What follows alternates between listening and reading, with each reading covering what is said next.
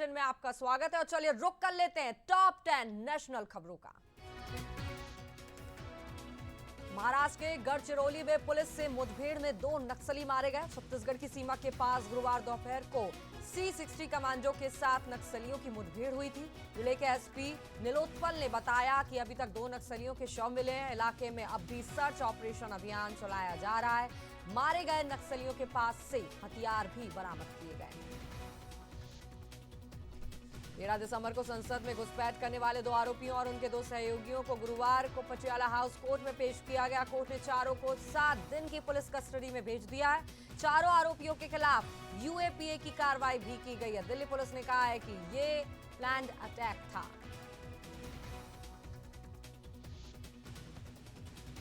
सुरक्षा में चूक के बाद बड़ा फैसला। संसद में हुई सुरक्षा चूक के बाद संसद के सुरक्षा इंतजामों को लेकर बड़ा फैसला लिया गया है। संसद परिसर को विजिटर्स के लिए बंद कर दिया गया है। हर गेट पर बॉडी स्कैनर मशीन लगाई जाएगी। पुलिस ने अब तक 5 आरोपियों को गिरफ्तार किया है।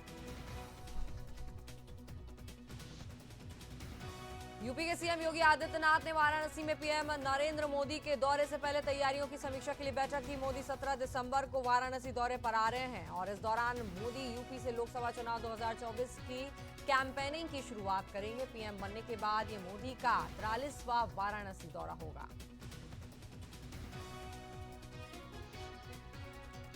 दिल्ली के पूर्व डिप्टी सीएम मनीष सिसोदिया को सुप्रीम कोर्ट से उनकी पुनर्विचार याचिका को लेकर झटका लगा है। कोर्ट ने सिसोदिया की पुनर्विचार याचिका खारिज करते हुए कहा कि समीक्षा का कोई मामला नहीं बनता। 30 अक्टूबर को सुप्रीम कोर्ट ने शराब नीति मामले में सिसोदिया को जमानत देने से मना कर दिया था।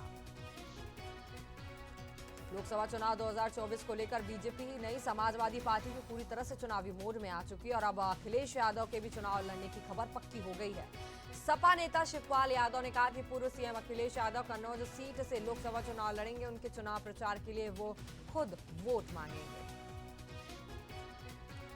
इलाहाबाद हाईकोर्ट ने मथुरा में श्री कृष्ण जन्मभूमि मंदिर से सटे शाही ईदगाह परिसर के एएसआई सर्वे को मंजूरी दे दी। कोर्ट ने सर्वेक्षण के लिए कोर्ट की निगरानी में एक एडवोकेट कमिश्नर की नियुक्ति की है। नियुक्ति की मांग मान ली गई है। अब एएसआई सर्वे कब से होगा, कितने लोग इसमें शामिल होंगे, ये सब 18 दिसंबर को तय होगा और इस फैसले को सुप्रीम कोर्ट में चुनौती दी गई है। सिक्किम के छांगू नाथुला घूमने गए 800 से ज्यादा टूरिस्ट खराब मौसम और बर्फबारी के कारण फंस गए हैं, जिनमें बुजुर्ग महिला और बच्चे भी शामिल हैं। सूचना मिलते ही भारतीय सेना की त्रिशक्ति कोर के जवानों ने फौरन एक्शन लेते हुए सभी टूरिस्ट को बचा लिया। तृणमूल कांग्रेस के सांसद डेरेक ओब्रायन को संसद के शीतकालीन सत्र से बाकी हिस्से के लिए सस्पेंड कर दिया गया है। ओब्रायन पर सदन के कामकाज में रुकावट डालने का आरोप है, जिस पर एक्शन करते हुए उन्हें राज्यसभा से सस्पेंड कर दिया गया। दिल्ली में गुरुवार को ठंडक बढ़ गई और धुंध भी छाई है और इस दौरान न्यूनतम तापमान 6.2 डिग्री सेल्सियस पर पहुंच गया, जो इस मौसम में अब तक सबसे कम तापमान है। मौसम विभाग के मुताबिक अधिकतम तापमान करीब 24 डिग्री सेल्सियस रहने की उम्मीद है। राजधानी में पिछले कई दिनों से तापमान सामान्य से कम बना हुआ है।